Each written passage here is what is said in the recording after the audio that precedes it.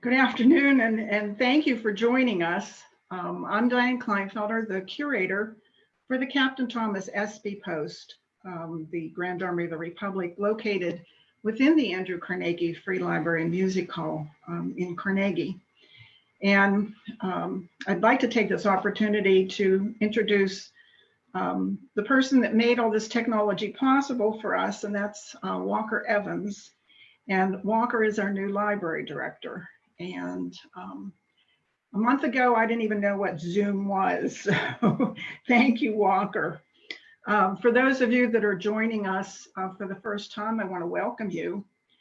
We hold a second Saturday lecture series as part of our Civil War programming that we do at the library. And today's lecture was originally scheduled for March the 14th.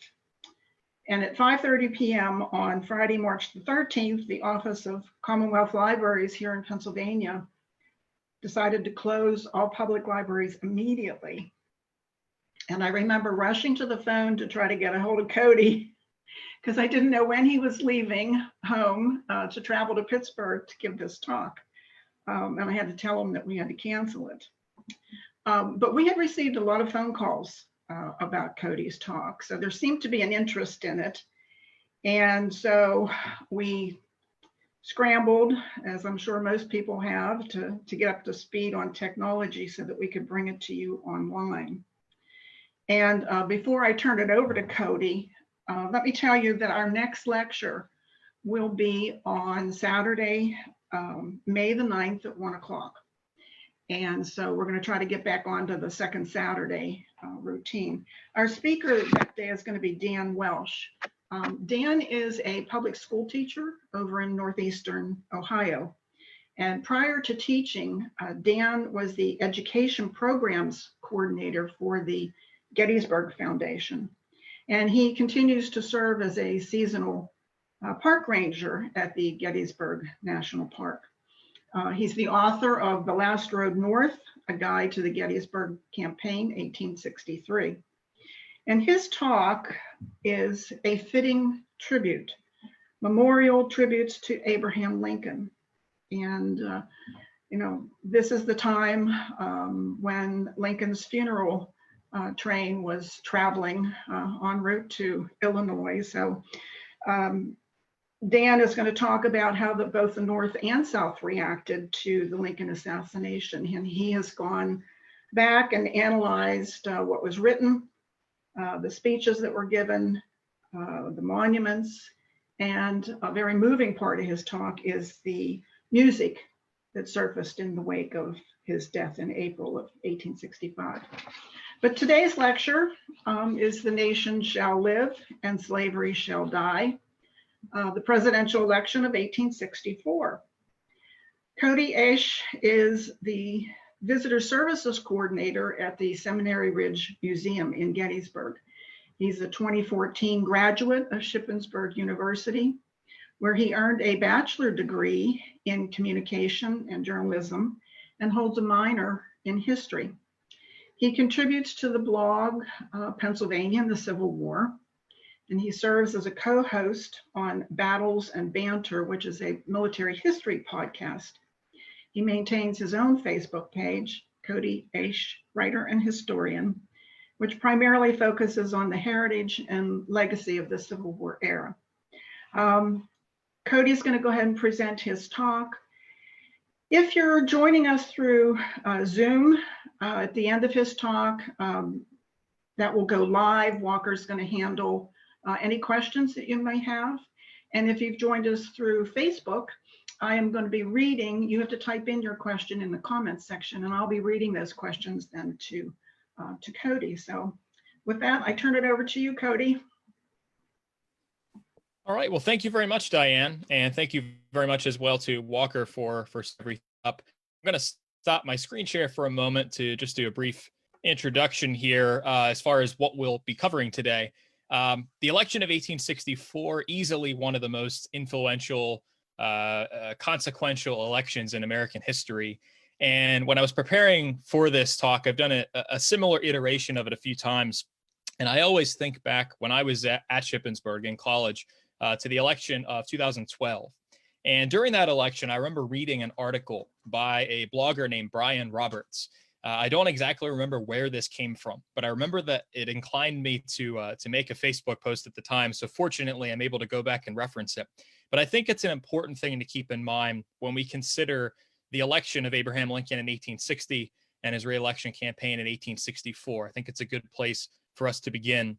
He said, "Stop saying this is the most important election in the history of our nation." He's talking about how each presidential election, it seems as though that's a common thing that everyday Americans, that politicians, that political pundits say. He said, "This is not the most important election in our nation's history typically. The most important election in the history of our nation was when Abraham Lincoln was elected president. Before that, we thought it was okay to own people." Now, that's, of course, summarizing quite a few things into a consolidated blog form, a soundbite form. And we're going to talk about the intricacies of those issues that are at play during the Civil War and Lincoln's presidency. But nevertheless, I think that it is a really good jumping off point for us being able to kind of contextualize this moment. And so as we talk about the election of 1864, and any election for that matter, there are so many ways we can take it. We can talk about what did the candidates themselves say? What did the voters say? How did they vote? When we talk about the election of 1864, a big contingent, of course, of voters are the soldiers. This is one of the first occasions in which we see mass amounts of people voting from afar, voting by absentee ballots. I believe it's in 19 states that soldiers serving in United States armies are able to vote, and they vote overwhelmingly for President Lincoln. The election of 1864 as well is famous because of the military backdrop against which it is set. The Civil War is in a stalemate that summer. It has been going on since 1861. So for 3 years, this is a war-weary nation. These are people who, in many ways, are democratically inclined in terms of the Democratic Party, which is now becoming more and more seen as this sort of anti-war party, not just in the South, but in the North as well. This is an election that is known for being, probably it seems, the first time in world history that a republic held a national election in the midst of civil war. There aren't too many examples where that could have been true. Nevertheless, it is quite a landmark moment.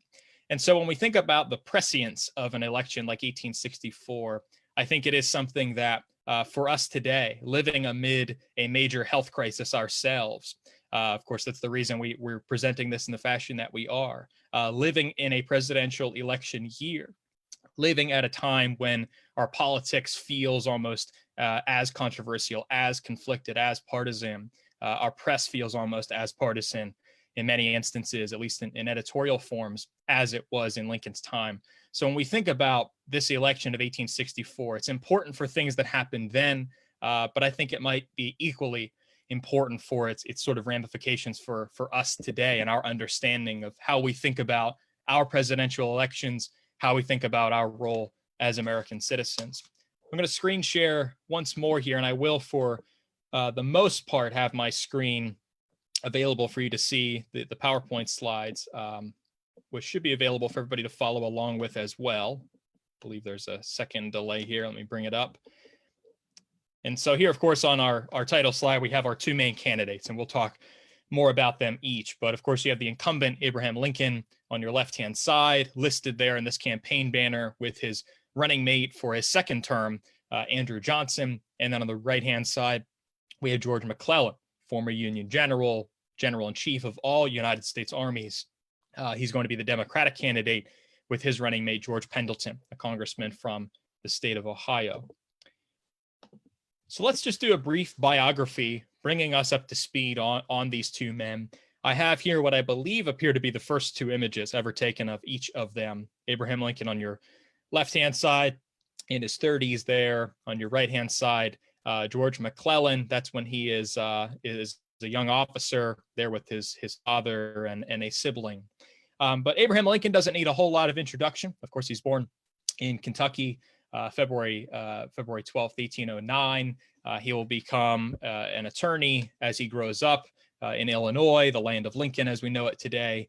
He'll ultimately serve in the Illinois state legislature, serves one term in the United States House of Representatives. from 1846 to 48, which coincides with the Mexican-American War, a conflict in which George McClellan himself had served.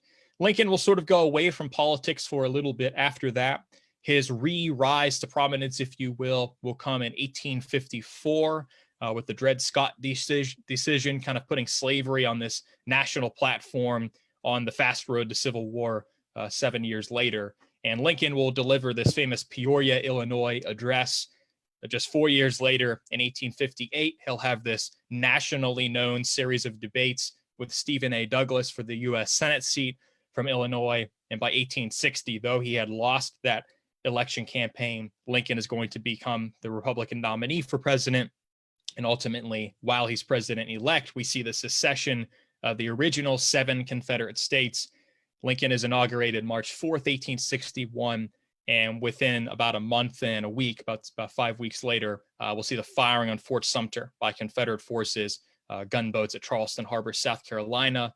Lincoln will call for 75,000 volunteers, and this will cause the upper 4 Confederate states to secede as well. As we go through the first 2 years of the Civil War, Lincoln makes it very clear this is a conflict on his behalf solely for the preservation of the Union as it was. But ultimately, as we get to the late summer 1862, we see these kind of dueling Northern Republican bases arguing over whether this should be a war solely for Union or for something much larger, and largely on the basis of military necessity, but as well largely on the basis of a moral conviction. We'll talk about both of those as pertains to the election of 1864. Lincoln will issue a preliminary Emancipation Proclamation, and the final proclamation will take effect in January 1863. So that takes us really up to the moment where the 1864 campaign begins for Lincoln's sake. As far as George McClellan is concerned, we don't really focus a ton, I think, collectively on McClellan outside of the context of 1862, really. And quite often, if we look at an example like Ken Burns' Civil War series, McClellan is seen as this kind of almost comic relief figure, but I think he is a person we need to take much more seriously. There have been a lot of relatively recent military-based books and biographies kind of reassessing McClellan's place. Although he butted heads with Lincoln, he's an important figure and one who certainly accomplished much throughout his life and his military career. McClellan is born on December 3rd, 1826 in Philadelphia. He's mostly associated with New Jersey, which is where he'll spend most of his adult life. Ultimately, after the Civil War, will be governor of New Jersey. He was second in his class at West Point in 1846. That's a very famous class which produced 20 Civil War generals. He was the second lieutenant of engineers during the Mexican-American War, had served with General Winfield Scott, commander of U.S. forces there. He became, after the Mexican-American War, a West Point instructor. He translated a French tactical manual. He served at Fort Delaware. He served kind of scouting out and mapping the Red River region, and also mapped out a transcontinental railroad route, was involved in that endeavor. And then his main military experience that really kind of puts him onto the map in terms of approaching the Civil War was he served as a foreign observer in the Crimean War. And then when he returns to the United States, he leaves the military temporarily, and he becomes a conductor on the Central Illinois Central Railroad. That's in 1857. So if we think about the timing there, this is when Lincoln is becoming nationally known just a year later for his debates with Stephen Douglas. He's going to be transported many times by the Illinois Central Railroad, as will Stephen Douglas. And so McClellan and Lincoln, their paths do cross a couple of times. And McClellan makes it pretty clear, even from that early period before the Civil War, before either man is relatively known nationally, that he does not really like Abraham Lincoln. He sees him kind of as this bumbling idiot, just as he would say during the Civil War, he was the original guerrilla, things like that. He's developing this sort of mentality of eventual President Lincoln, even in 1857.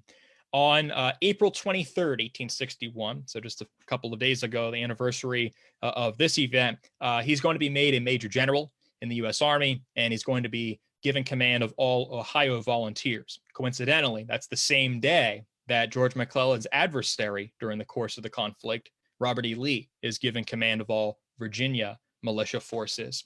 In the early days of the war, early months of the war, McClellan is going to be involved in military campaigns in the western part of what was then still Virginia, today West Virginia. His successes there will ensure that Kentucky would not leave the United States. It would stay loyal as a so-called border state. He'll have these successes at places like Rich Mountain. And this really kind of sows the seeds for what eventually becomes, as I mentioned, the state of West Virginia. And then ultimately, he's going to be given, after Winfield Scott retires in 1861 in November, McClellan is going to be promoted to General in Chief of all United States armies overseas, the U.S. military forces for the better part of the next few months. Just to put into context how much George McClellan has done in an early period of his life, when he is promoted to General in Chief of all U.S. forces, he was 1 month short of 35 years old.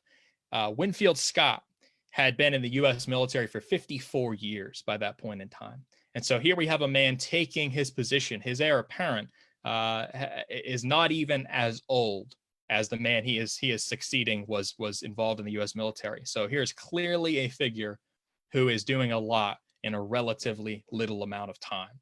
And so that takes both of these men really up to the Civil War. McClellan will be in command of all forces. He'll ultimately be kind of taking that position away from him, but remains in command of the Army of the Potomac, the chief U.S. Army in the Eastern Theater of the war. His main successes, of course, will be late summer 1862.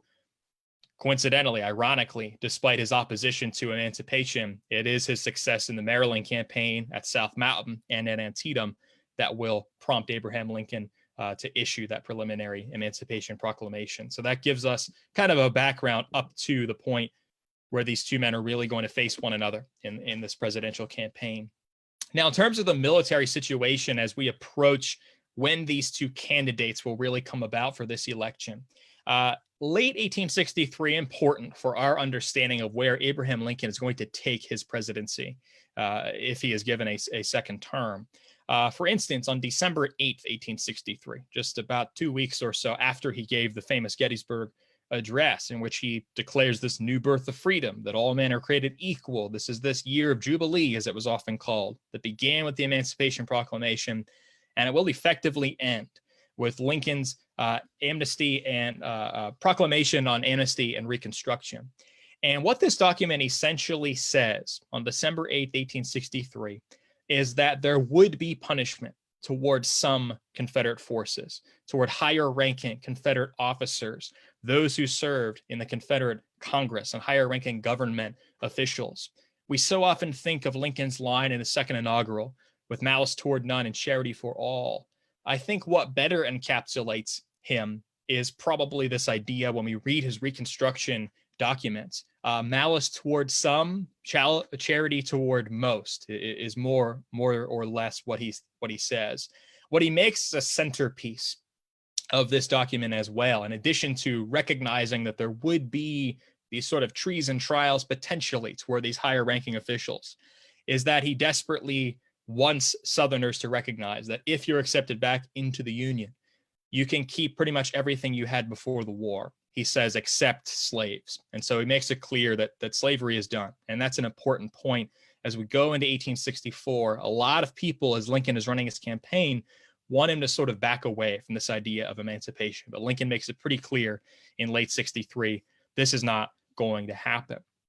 Before we get to that point, though, we have to understand what is it that really puts these two men at odds with one another politically.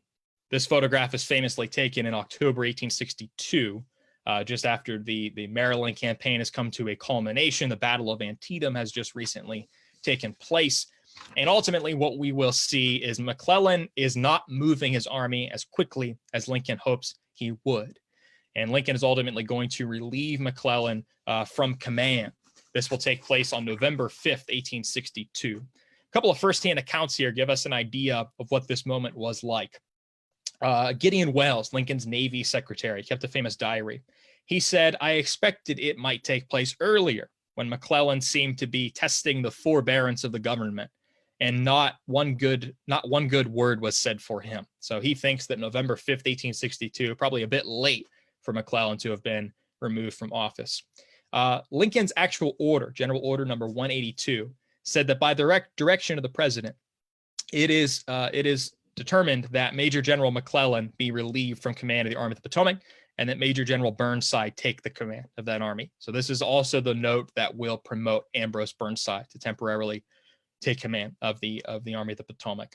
McClellan will officially learn that he has been removed on November 7th, 1862.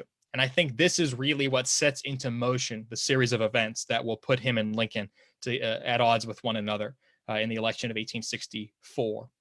McClellan will say this in a letter to his wife, Ellen. This is 11:30 p.m. on November 7th.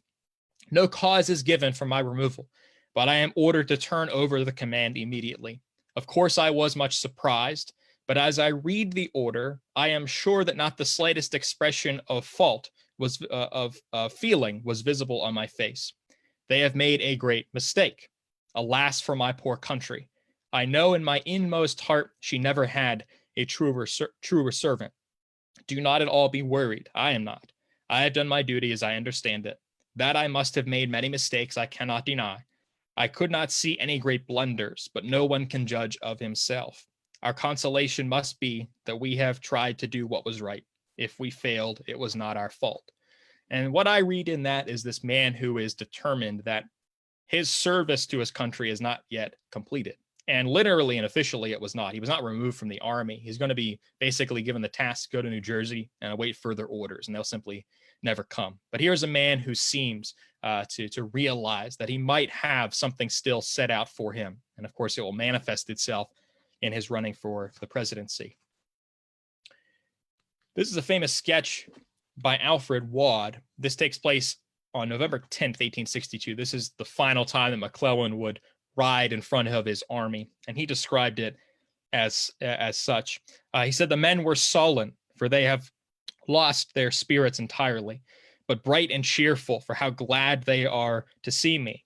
I did not know before how much they loved me, nor how dear they were to me. Gray-haired men came to me with tears streaming down their cheeks. I never had before to experience so much self-control. The scenes of today repay me for all that I have endured. I think this is important because who is going to be a major voting contingent, as we will ultimately see in 1864, soldiers. And so who better to possibly support George McClellan than the soldiers with whom he had served? I think that this moment is probably an indicator in his mind for how they might vote in 1864. And of course, as we'll see, that's not at all the case. So McClellan is going to really sort of fall under the tutelage, if you will, of a lot of influential Democratic New York politicians. And at the time, it's important to note the Democratic Party is the more conservative party. The Republican Party is the more progressive party. That is not to say the parties have flipped per se. That's not really an accurate assessment. The issues were entirely different, but there has since been a realignment. George McClellan is conservative in his sensitivities, and a lot of conservative lawmakers, businessmen from New York City especially, are going to recognize there might be an opportunity here for George McClellan to potentially run for the presidency. But people around McClellan, as they see that he is really sort of taking a liking to these Democratic politicians, are not convinced it's the best thing for him. Edward Eldridge, who was McClellan's brother's father-in-law, wrote this. He said that we know full well the political attitudes of all these gentlemen, talking about the people McClellan is associating with. They are known to be ultra-Democrats, as near secessionists as they dare to be. Regret was everywhere expressed that McClellan had fallen into such hands. Another contemporary said that men of doubtful loyalty have had hold of McClellan since he was relieved. A soldier in the Army of the Potomac said, he must be some like Benedict Arnold, for I do not believe he was a traitor while in command, but he thinks he has been injured and now seems to be trying to injure his country in every possible way. McClellan himself said of his opponents in the Republican Party that it was a party and a policy which I conscientiously believe will bring ruin upon us all. And he actually starts to develop these sort of conspiracy theories. He and his associates, he says, had this organized effort against them.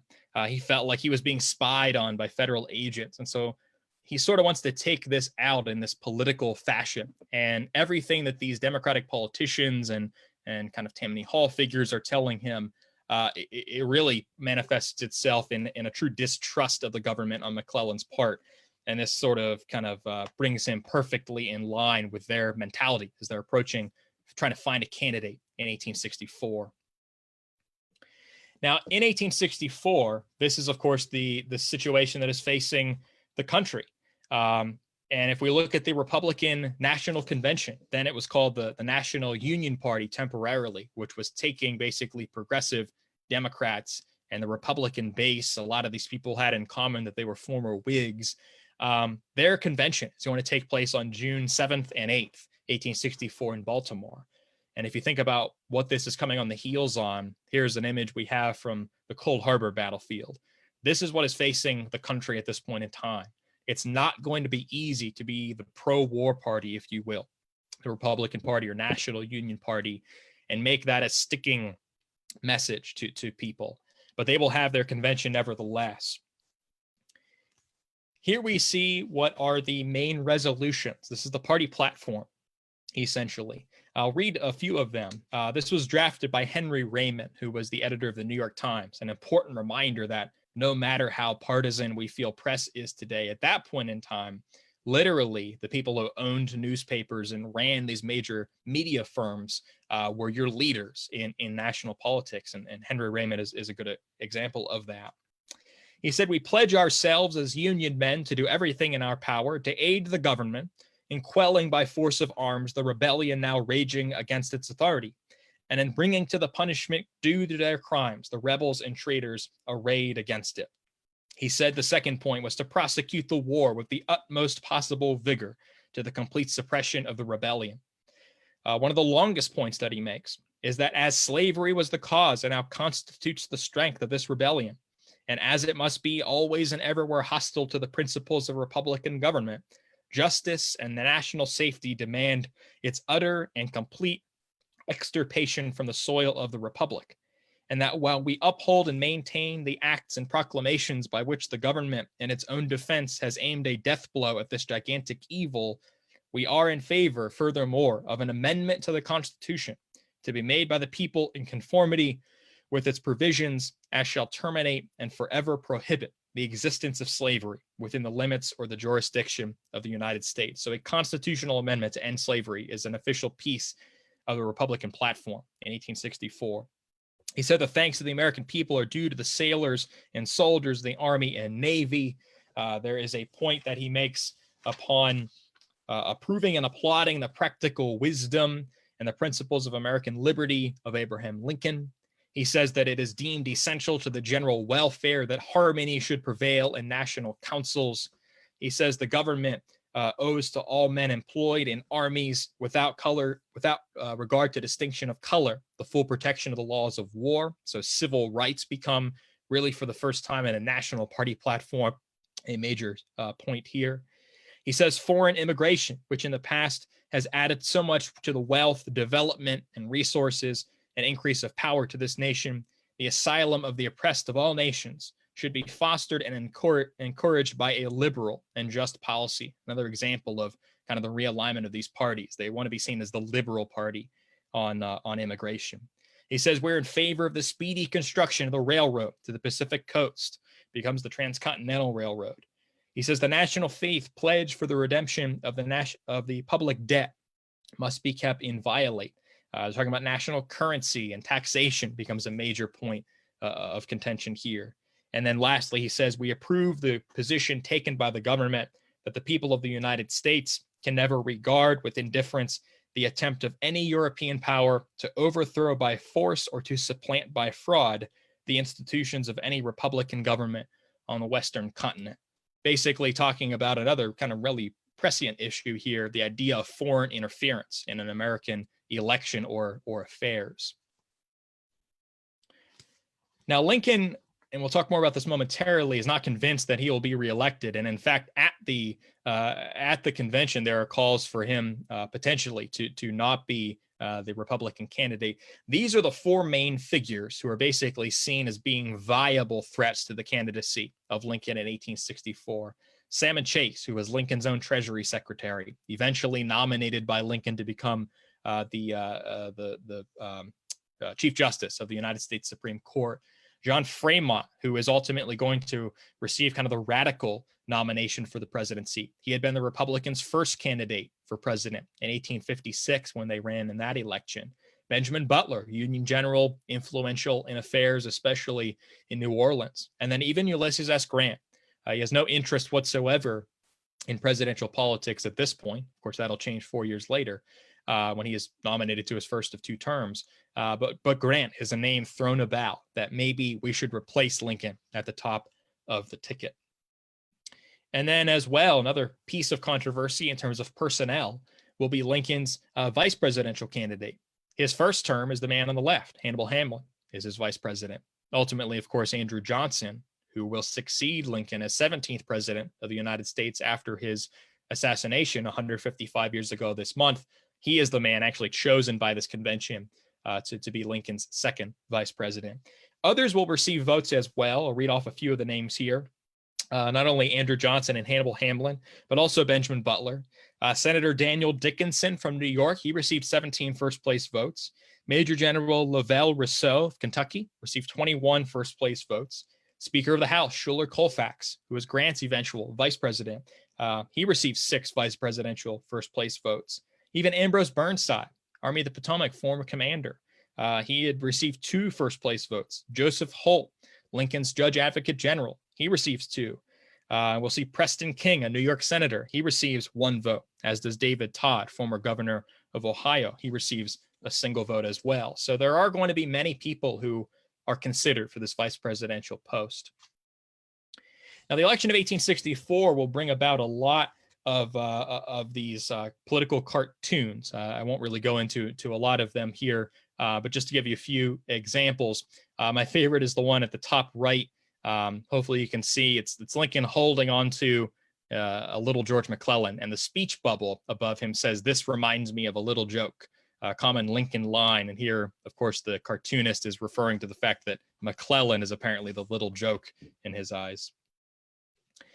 But this is all set against the backdrop of what is, to that point in our nation's history, the most racist and white supremacist election. A lot of the attacks made upon Lincoln because of this becoming now a party, the Republican Party, in a war effort on behalf of the United States for emancipation and for some semblance of civil rights. In particular, you can see on the right column there, the second to last point.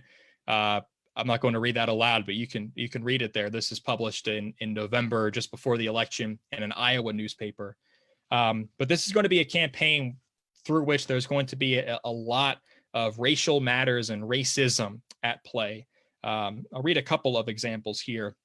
The New York Herald on September 15th, 1864. The issue is not longer between the Union War Party and a Jeff Davis Peace Party, accepting the irrepressible, I'll use the word Negro, that's not the word that they choose to use. Lincoln and McClellan stand upon the same platform, the Union at all hazards and no peace short of the complete triumph of the Union. Basically, here we see papers saying these look like the same 2 candidates in their eyes, which is a curious mindset, except they're divided by this question of who should be free and who should be enslaved. In Weaverville, California, on September 17th, there's a paper saying the sunny South are bowing down to McClellan as subservient as Negroes to their masters. The Daily Davenport Democrat, the paper you see in front of you, referred to Lincoln as a heartless, smutty old joker. They complain about Lincoln's thoughts on slavery. The issue is the Union versus the, again, I'll say Negro, but that's not the word that they use. This is a term that is very much thrown around in papers all over the country, North as well as South. Really gives us an idea that, of course, emancipation was not a popular ideal or idea for many people in the North. And this is going to be a referendum, really, on Emancipation Proclamation and on ultimately, as I mentioned in the party platform, this idea that there should be an amendment to end slavery in the Constitution. So if we look at Lincoln in the summer of 1864, on August 19th, he is going to write this note, which gives us a really good idea of how he's going into this election and his feelings on emancipation and slavery, and especially on United States colored troops, black soldiers who had been allowed into Union armies. He says, my own experience has proven to me that there is no program intended by the Democratic Party, but that which will result in the dismemberment of the Union. So taking a shot here at his adversaries. But General McClellan is in favor of crushing out the rebellion, and he'll probably be the candidate. Their convention has not happened yet. It'll happen right after this. The slightest acquaintance with arithmetic, said Lincoln, will prove to any man that the rebel armies cannot be destroyed with the Democrats' strategy. There have been men who have proposed to me to return to slavery, the black warriors to their masters, and to conciliate the South. I should be damned in time and in eternity for so doing. The world shall know that I will keep my faith to friends and enemies, come what will. My enemies say I am now carrying on this war for the sole purpose of abolition. It is and will be carried on so long as I am president for the sole purpose of restoring the Union. But, he clarified, no human power can subdue this rebellion without using the emancipation lever as I have done. Freedom has given us the control of 200,000 able-bodied men born and raised on Southern soil. It will give us more yet. An important reminder of Lincoln kind of staying true to this conviction that the end of slavery and the allowance of black soldiers in U.S. armies is something that will continue as the war goes on. That very same day, there's this fascinating second meeting between Frederick Douglass and Abraham Lincoln. Douglass, of course, the formerly enslaved civil rights activist, abolitionist, speaker, orator, newsman, highly influential at this point in time. He had met Lincoln a year earlier in August 1863.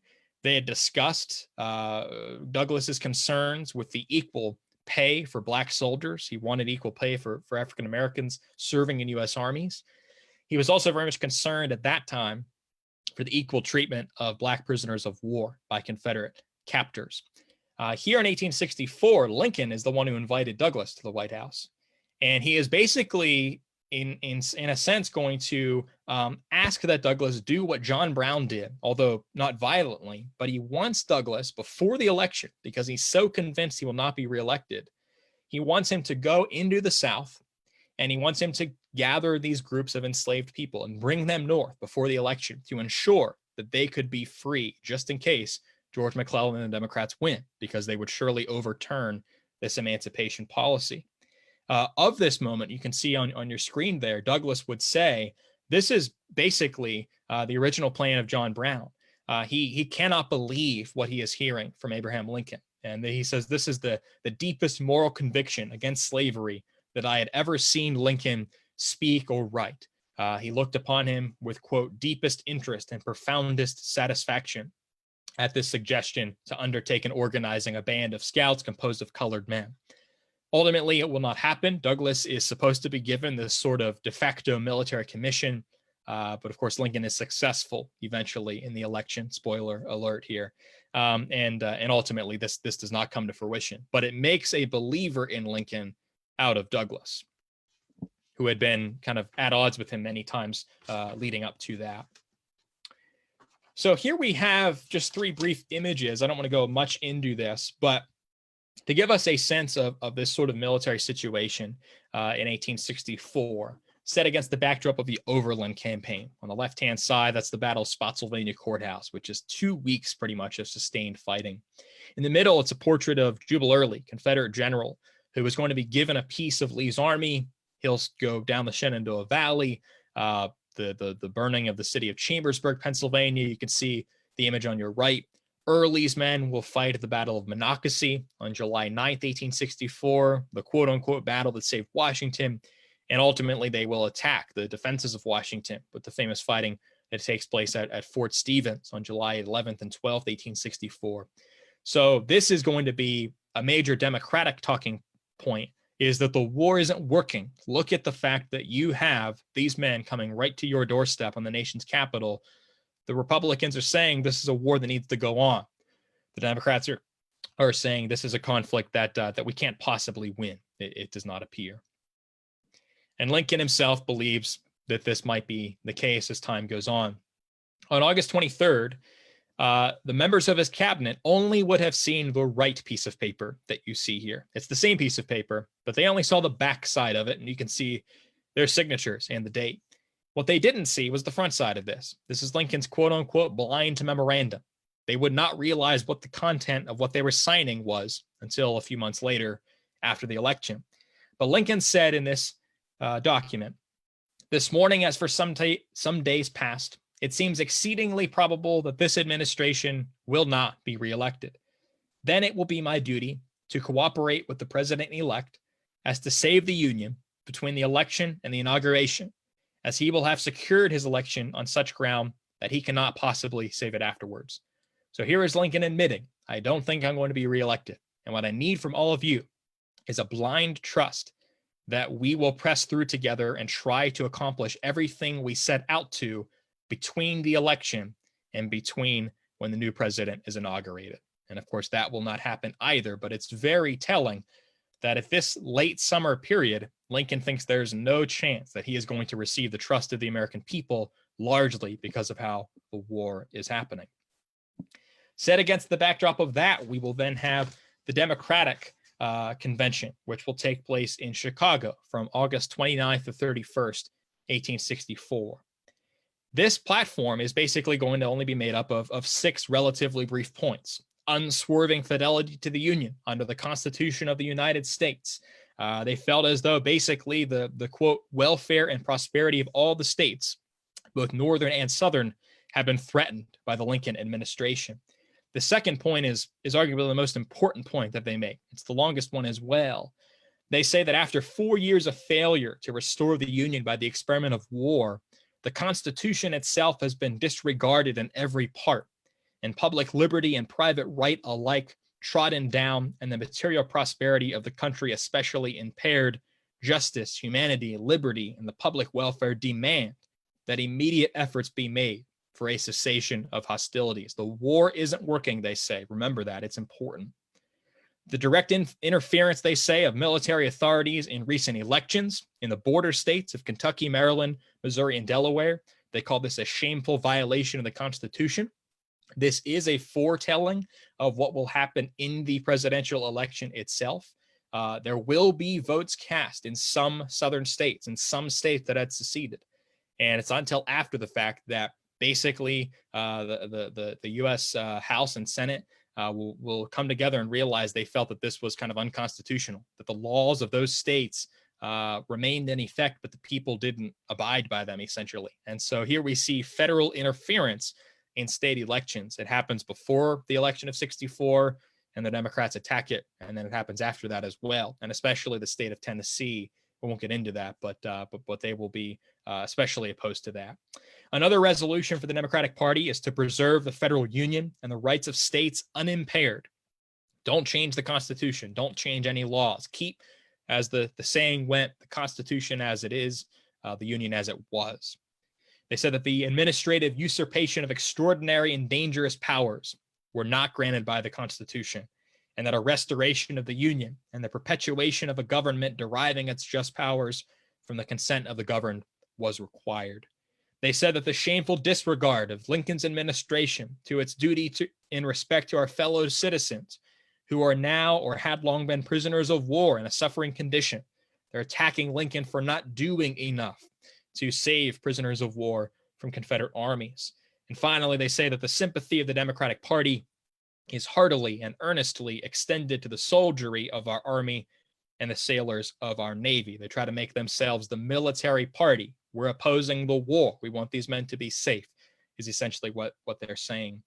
2 lines that I think are interesting elsewhere in the official proceedings. One, again, this gives this idea of the political ideologies of these parties. One man said during these proceedings that the Democrats were the great conservative party of the country, quoting him there, and that this should be entirely satisfactory to the Democratic and conservative masses. So that language, which would today be, of course, part of a Republican convention, at that time seen as being part of the Democratic convention. And then all of a sudden, everything starts going Lincoln's way. We're going to see the fall of Atlanta, Georgia by William Sherman's army. All of the headlines, by the way, that I have for these military pieces are from Pittsburgh papers. Wanted to localize that for the audience here. On September 3rd, Lincoln is going to give his, quote, national thanks rendered by the president to Major General Sherman and the gallant officers and soldiers of his command before Atlanta. And then Sherman in 1875, in his memoirs, 11 years after this, would remember that a presidential election then agitated the North. Mr. Lincoln represented the national cause, and General McClellan had accepted the nomination of the Democratic Party. The brilliant success at Atlanta filled the requirement, basically this idea that Lincoln is going to be successful, and made the election of Mr. Lincoln certain. So Sherman himself, his soldiers felt what they did at Atlanta was very influential in changing the mood of the American people and the Northern voters towards supporting Lincoln and the war by extension. McClellan did not accept, and this is very telling, did not accept the nomination at the convention. He would not accept it until September 8th, 1864. So a couple of weeks had passed. Basically, what he's going to say is that he accepted it, but he had a couple of qualms. He doesn't come out and say this directly, but if you read between the lines, he had some qualms with the treatment of the war itself by the Democratic Convention. He said, "I accept it, but the Union must be preserved at all hazards. I could not look in the face of my gallant comrades of the Army and Navy who have survived so many bloody battles and tell them that the labors and sacrifice of so many of our slain and wounded brethren had been in vain, that we had abandoned the Union for which we had to often peril our lives." He says, "A vast majority of our people would, as I would, hail with unbounded joy the permanent restoration of peace, but no peace can be permanent without union." So he's basically saying that the Democratic platform says the war is a failure. How could that be if we're to look at these men and say that they have failed? Meanwhile, as we approach the election itself, we're going to see these early examples, basically, of these presidential polls. Lincoln's private secretary, John Nicolay, took a train from Pittsburgh to Harrisburg on September 13th. And there you can see the vote counts. He said that Lincoln just barely is predicted to win by a victorious but minuscule margin. Of course, it's a very small sample size, but kind of interesting, nevertheless, that Nicolay is gauging people's interest on this train as he goes through Pennsylvania. Frederick Douglass will speak for many abolitionists in his endorsement of Lincoln on September 17th, 1864. He'll publish this in the Liberator, the famous newspaper in Massachusetts, run by William Lloyd Garrison, abolitionist paper. He says, "With the alternative clearly before us, all hesitation ought to cease, and every man who wishes well to the slave and to the country should at once rally with all the warmth and earnestness of his nature to the support of Abraham Lincoln and to the utter defeat and political annihilation of McClellan." This shows Lincoln's growth from being this man who wanted to kind of toe the line and not favor emancipation at the start of the war to someone who can now get the support vocally, verbally, publicly from maybe America's most famous formerly enslaved person at that point in time. And then this will be followed by the Battle of Cedar Creek on October 19th.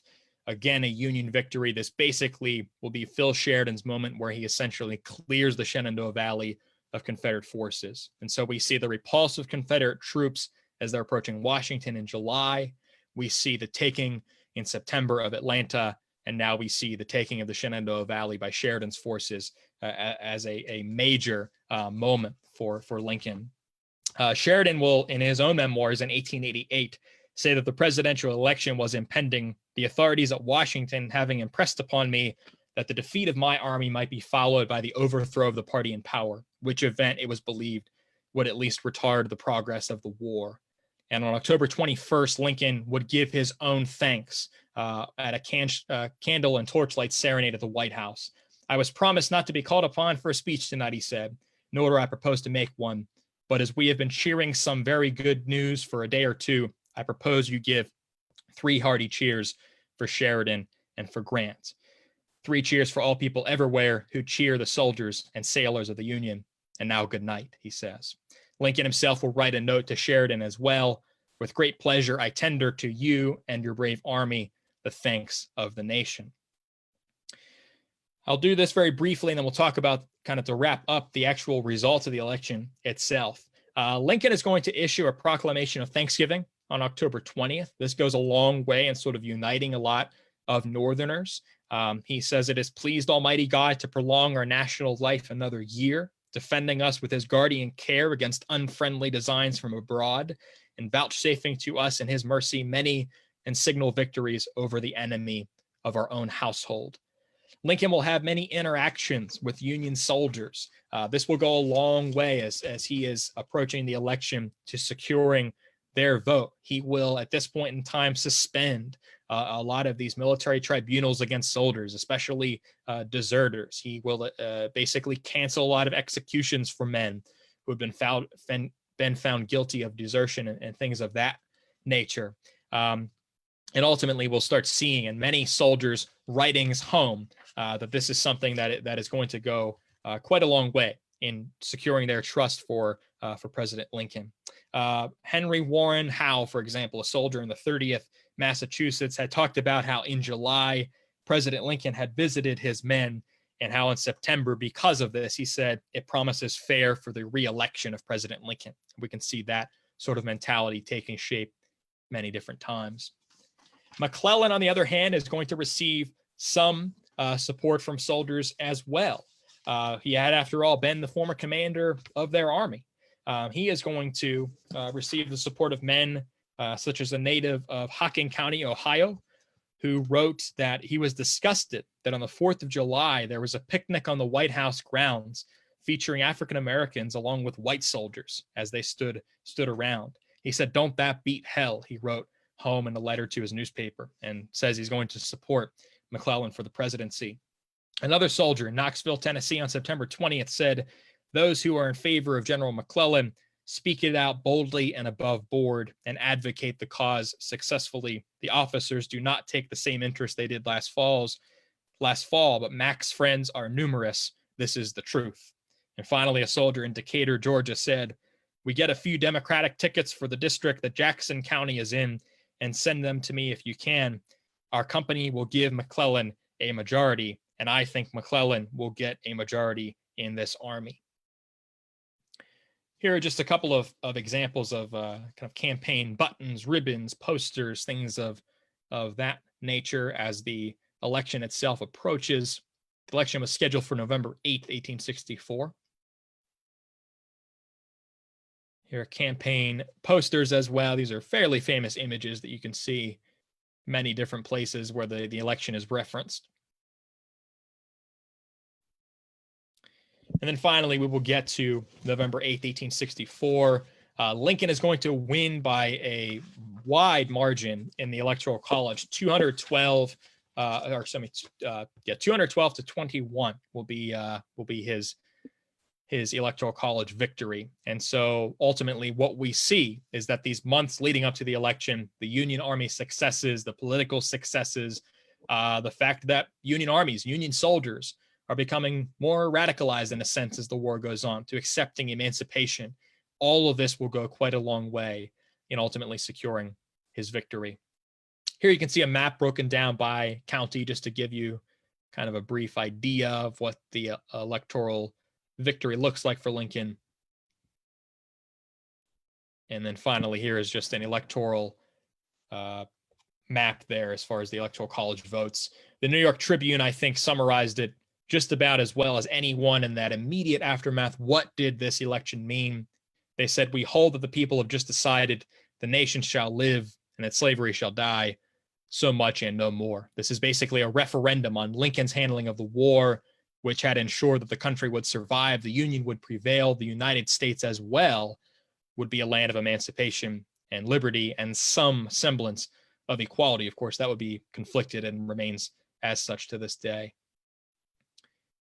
And then here, of course, we have in the aftermath these two men. McClellan would go on to a rather successful career in politics. He would ultimately be elected governor of New Jersey. He would become a regular speaker at U.S. veterans events, at Grand Army of the Republic events. He spoke at Antietam in the 1880s. He will die on October 29th, 1885 in New Jersey. And of course, President Lincoln would be assassinated 155 years ago this month on April 14th, 1865, just about 5 weeks or so after having taken the oath of office with his now legendary second inaugural address. I will give the final word here, let me bring it up, to to Frederick Douglass, who, just to give us a sense of this man who has played somewhat of a role in our interpretation this afternoon of this election.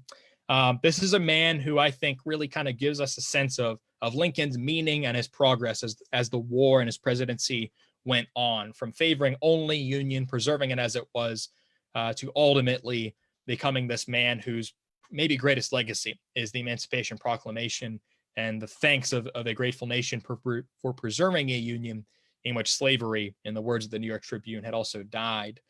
This photograph is from 155 years ago, a couple of days ago, April 21st or 22nd, 1865, in Pennsylvania state capitol at Harrisburg. Lincoln's funeral train is there. And of course, as we speak, 155 years ago, the train would have been traveling all through the North on its way to Illinois. But Douglass, just a few hours after Lincoln had died, is going to be giving this speech called Our Martyred President. It's extemporaneous. It is not prepared. He has been given 5.5 hours, basically, since Lincoln had died. And Douglass is going to give this speech in Rochester, New York, which had been essentially his adopted hometown. And he says in this address, though all hearts ache for utterance, few feel like speaking. We were stunned and overwhelmed by a crime and a calamity hitherto unknown to our country and our government. The hour is hardly one for speech, for no speech could rise to the level of feeling. I feel it as a personal as well as national calamity on account of the race to which I belong and the deep interest which good men should ever take in its elevation. This is not an occasion for speech making, but for silence. I have scarcely been able to say a word to any of those friends who have taken my hand and looked sadly into my eyes today. A dreadful disaster has befallen the nation. It is a day for silence and meditation, for grief and tears. Yet I feel though Abraham Lincoln dies, the Republic lives. Douglass would say near the conclusion of this address, if the assassination teaches us a lesson, it may be that the blood of our beloved martyr president will be the salvation of our country. Good man we call him, good man he was. If an honest man is the noblest work of God, we need have no fear for the soul of Abraham Lincoln. And I think that's a fitting way to remember Lincoln in that moment as well as today with this successful presidential campaign of 1864. I will bring up this screen as we do our Q&A here. Here are some good starting places, I feel, for if you are interested in learning more. There are many, many books written on the election of 1864, which are not listed there. But I think in terms of biographies of this moment, of these men, of this election, they are listed there. And I certainly highly recommend all of them. The best, in my mind, being the best place to start would be the center one, Re-electing Lincoln by John C. Waugh. There are also at the bottom a few different ways you can reach out to me and follow my work if you are so inclined. But I'd be happy to take some questions now. If you are in the Zoom meeting, please click chat at the bottom of your screen and state that you have a question. And then we'll unmute each of you for long enough to ask the question out loud. If you're watching on Facebook Live, just type your question at the bottom into the chat, and Diane will read each question aloud after we have finished with the Zoom questions. Thank you, everyone.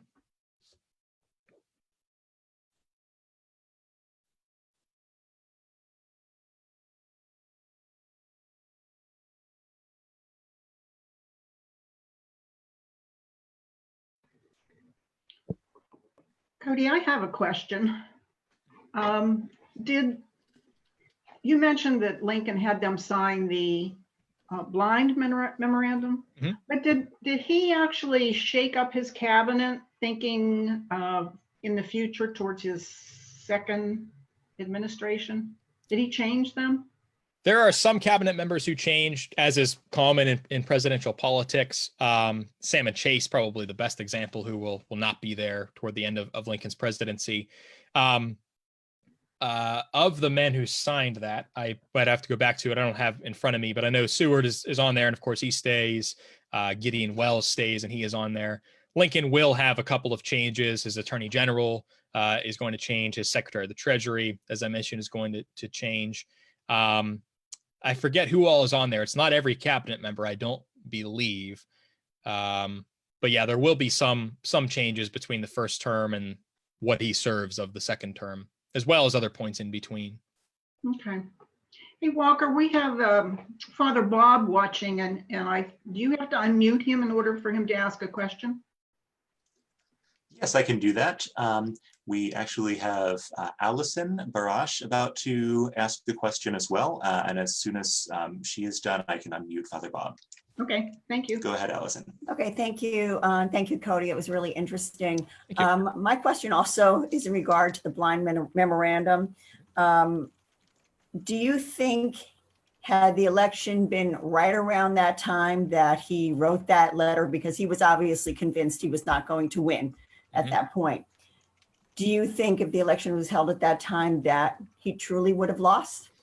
I think that it's tough to say for sure, of course, but if we look at the political situation most recently before the election of 64, which would have been midterm elections in 1862, and then you have these off-year elections in 63, a lot of Democratic successes at both the state level in terms of gubernatorial races, as well as U.S. Congress races. A lot had gone the Democrats' direction. That period between 62 and 64, the only real moment at which we see a lot of pro-Lincoln fervor, if you will, publicly at least, is kind of that summer to fall of 63. Battle of Gettysburg, the taking of Vicksburg. As you approach the fall of 63, you also see a lot of people seemingly changing their view on a matter like emancipation. But I think it is highly probable that had the election taken place at that moment, the tea leaves sort of show us that everything leading up to that moment are either going to be a much narrower Lincoln victory than what actually happened, or could have been a McClellan victory, perhaps. One thing that I didn't mention that I think is worth noting is there, especially in the military, there was a lot of Democratic suppression. What I mean by that is suppression of McClellan voters. Voting in the 19th century was a very public affair, unlike today where it's a secret ballot. Usually you had different colored pieces of paper, for instance, different boxes where you would have placed your ballot. And so one of the questions that is interesting to consider, especially in the military, is were there far more McClellan aficionados or fans or supporters than what actually voted? Were men scared to vote in some regard? So I think that not only the timing aspect, but also the means by which 19th century Americans voted are both very interesting what ifs. And a great book on both of those questions is by Jonathan White. I forget the full title, but it's something like Lincoln, Emancipation, and the Election of 1864, something along those lines from a few years ago, where he sort of kind of questions this idea of the timing as well as the means by which Americans voted. Okay, thank you. You're welcome. Thank you.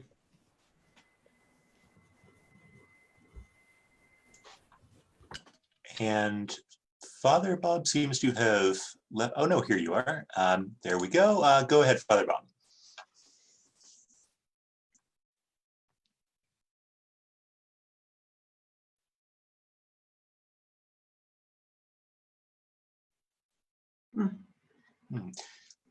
All right, he may not be ready right now. We will move on to R.B. Strangfeld.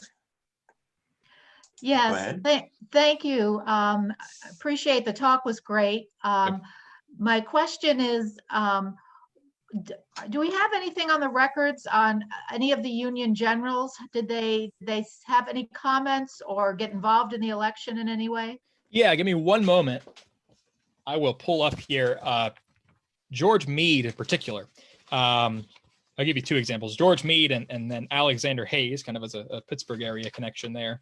But George Meade will write a series of letters to his wife, and they are published in the Life and Letters of George Gordon Meade, which you can find digitally online. I'll just give a couple of excerpts here to give you a sense of his feelings. Long and short of it is that generals typically remained indifferent in at least what they said. Whether they truly felt that way, it's hard to say. But he says in a letter to his wife on October 7th, "In the army, we take but little interest except earnestly to wish the election was over." So that gives you a sense of October 19th, he said, I saw General Grant today, and we had a laugh over the ridiculous canard of my being relieved. There was this idea that Democrats said that George Meade was relieved from the Army because he was a Democrat. It didn't happen. He said these foolish reports were doubtless gotten up for political purposes and to affect the election. On November 7th, the day before, he says, tomorrow is election day. I hope it will pass off quietly and that all good citizens will submit to it and abide by the result. And the day after the election, on November 9th, he says the election passed off very quietly yesterday, about 19,000 votes, of which 13,500 were for Lincoln and 5,500 were for McClellan, giving Lincoln a majority of about 8,000 votes. Somewhere in here too, he says something to the effect, I think it's in a letter to his son. Yeah, the election being over, it is now hoped the earnest attention and best energies of the government and people will be devoted to sending and raising men enough to swell our armies. So he says, now that the election is over, let's focus on winning the war. Another brief example I'll give is not a man who was able to vote because he was killed at the Battle of the Wilderness on May 5th, 1864, but Alexander Hayes. He started the war as being extremely in favor of McClellan. And as the war goes on, he eventually becomes a big Lincoln aficionado. He doesn't like McClellan's handling of the army. And he also seems to be relatively radicalized in his views, not as much on emancipation, it doesn't seem, but just on having a war that destroyed the South is ultimately what he wishes to see. And he writes this defiant letter to Pennsylvania Governor Andrew Curtin, in which he calls Lincoln America's prophet. And then he says, it is positively false, as I have seen represented, that any McClellanism or any other manism exists in this army. If our representatives in Congress can't purge our national halls from the foul taint of treason and sedition, we can fumigate with gunpowder and let out corrupt blood with the bayonet. And so here is essentially a division level commander in the Union Army saying, no McClellanism is in this army. Whatever there was is gone. And if there is any in this army or in Congress, I look upon it as, in his words, the foul taint of treason. So a couple of ideas from Union generals that I think are interesting to look at there. Thank you. You're welcome.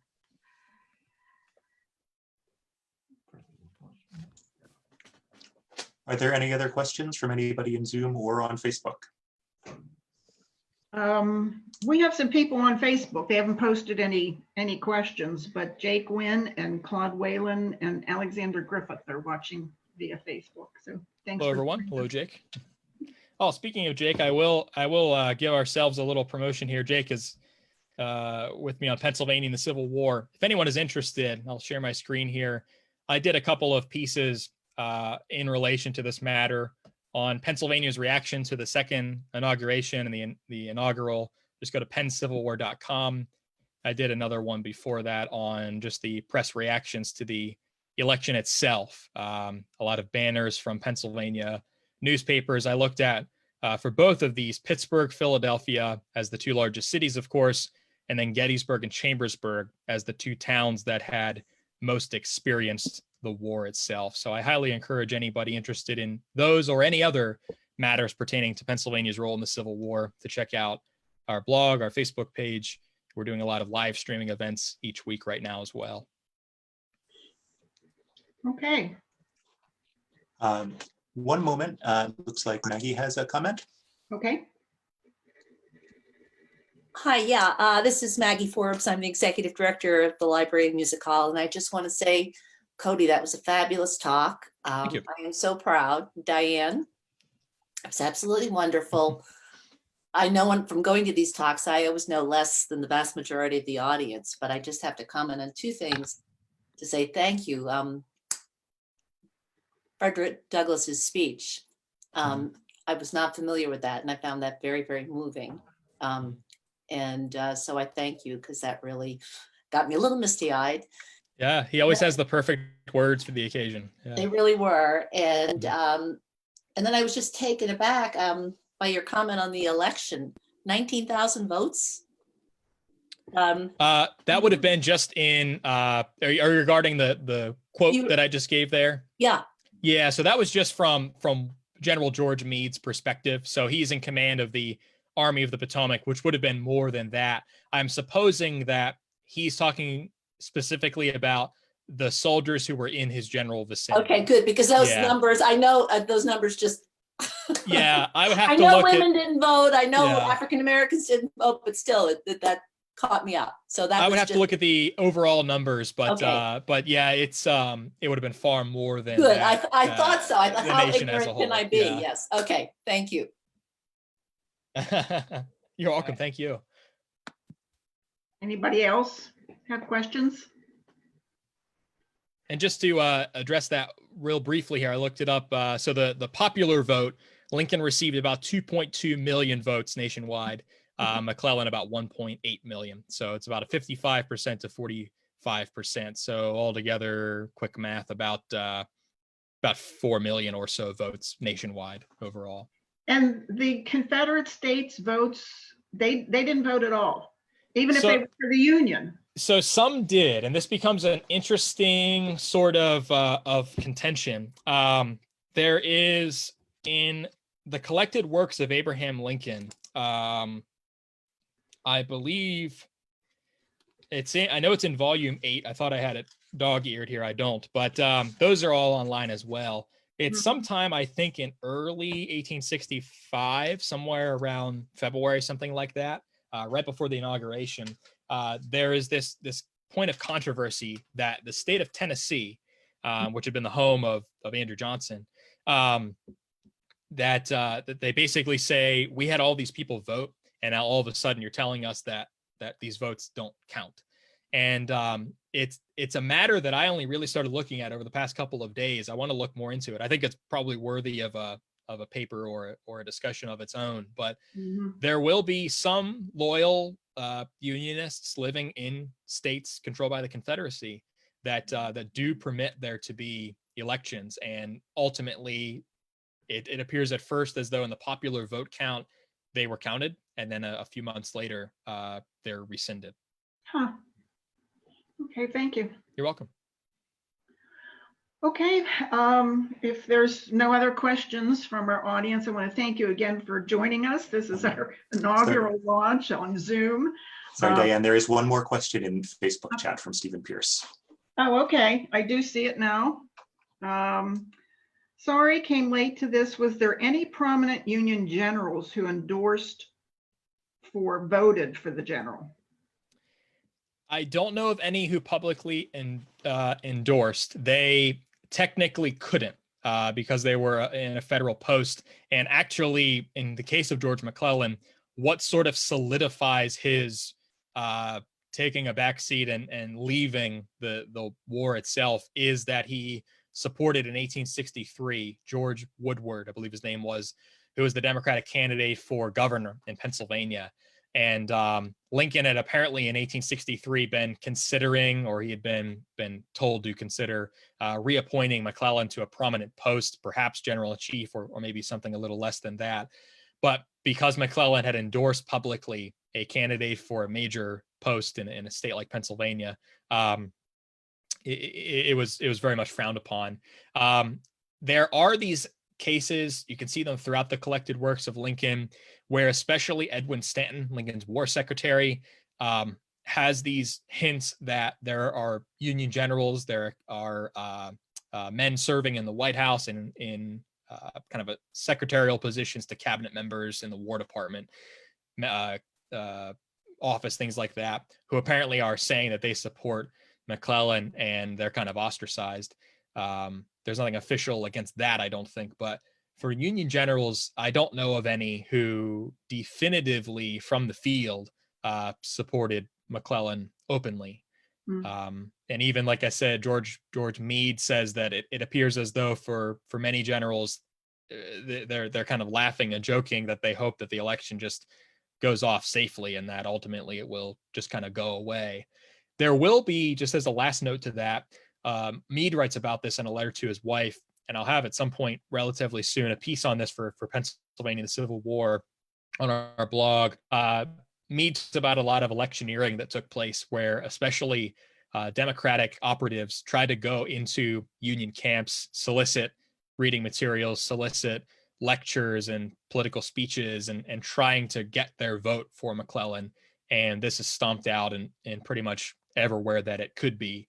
After the fact, when it comes to light, from Meade's perspective, that it might have happened, he basically says that he wants there to be court martials for anybody who was suspected of doing that.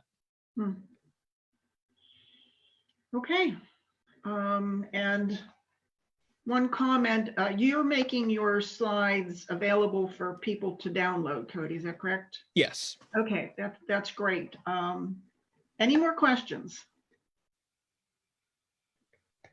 Okay, we're going to try this again. As of right now, our May the 9th speaker, Dan Welsh, is scheduled to do it online.